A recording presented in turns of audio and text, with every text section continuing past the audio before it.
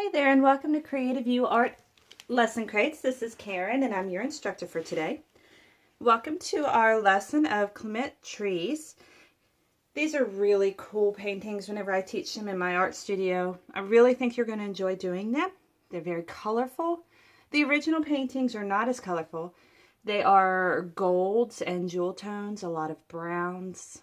But I thought since, we're young, we're funky, we're cool, we could spice this up a little bit and give it our own flair. All right, you're going to notice you have a lot of supplies. And you probably recognized everything, but I still want to go over them with you just in case. First of all, you do have a variety of brushes. Oh, the other one rolled off. Here it is.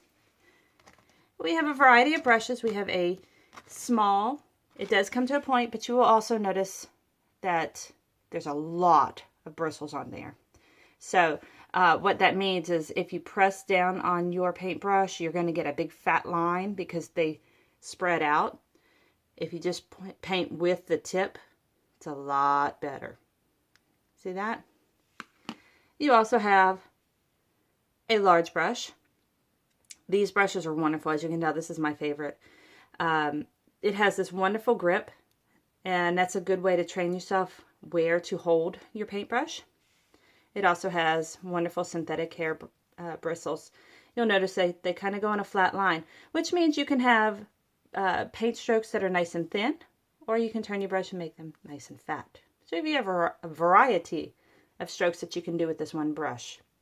Now, the cool thing about paintbrushes, most people don't know this, is that the bristles, which are these here, are one long straight line of hairs. Lots and lots and lots of hairs. And in the center, and we're going to pretend that this pencil is a whole bunch of these bristles, okay? Yeah, tons and tons and tons. And then they take a wire and they put it across the middle and they gather it up. So they would pull it, and so all the bristles are all at the top being held together by a wire. Well, then they put this big old silver, well, it's normally silver barrel on it. They put the bristles through there, crimp it down, and that gets them to stay in there. Now, something to think about. It's because each one of these has a head and a tail coming out from the same spot. If you're not careful, you can literally pull them out. So you want to take care of your brushes. Extra special care. When you clean your brushes, you want to make sure that you run your fingers through them like this afterwards. That way you can get the excess paint and water out of them. Sponge brushes are a wonderful thing. They are slightly reusable, not always. Sponge brushes, they're sponges, so they gather paint, they gather water. It's not necessarily a good thing for some paintings, but for others, it's a wonderful thing.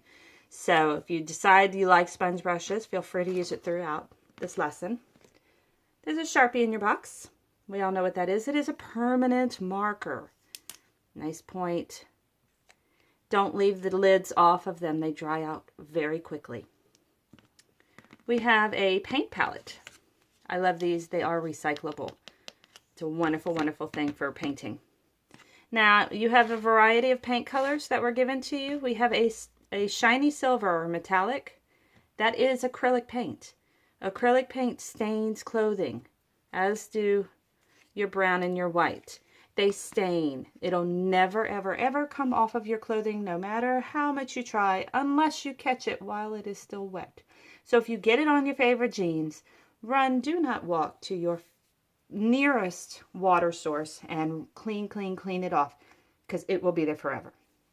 Now these paints, the green, yellow, pinkish purple, it's a fuchsia, and the blues are not acrylic. They are tempera.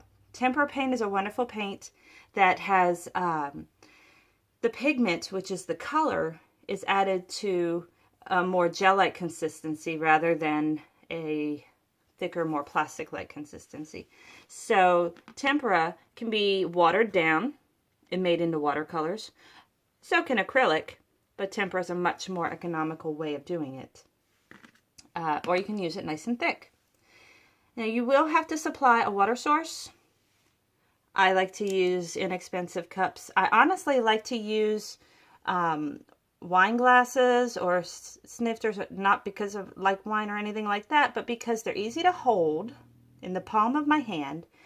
And it's also raised up above all of my supplies, so I don't get confused with where my brushes go. I know they're going to go in that water. You're also going to need napkins. And you were given a pencil. This pencil is just basically, if you want to add any more details, you're going to be painting over most of this. You do have the basic design on your painting to help you get started, but just in case you wanted to add a little bit more, feel free to. All right, so I'm going to go ahead and pause the video. What I want you to do is get all of your art supplies together. I would like for you to take your acrylic paints that are in the bottles and put them into your palette. A little goes a long way. Do not waste, because acrylic paint is not very cheap.